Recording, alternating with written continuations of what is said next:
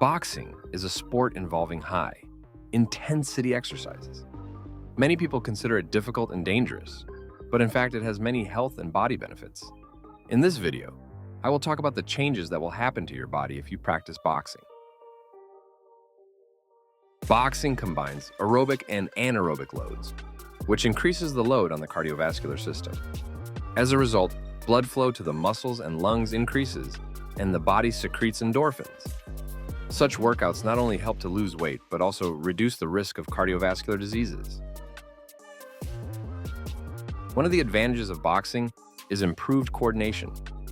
During training, you will not only have to move quickly, but also keep up with the punches and the punching bag. This develops not only physical, but also mental coordination. If training in the gym does not give the desired result, try boxing. You will get a uniform load on the whole body: arms, legs, back, shoulders, and abs. Thanks to jumps and punches, the result will be noticeable in a short time. You can strengthen your muscles and your body even without additional weights. Boxing classes help you burn from 400 to 700 calories per hour. Of course, it all depends on the intensity of training, but a combination of cardio and strength exercises will lead to weight loss in any case.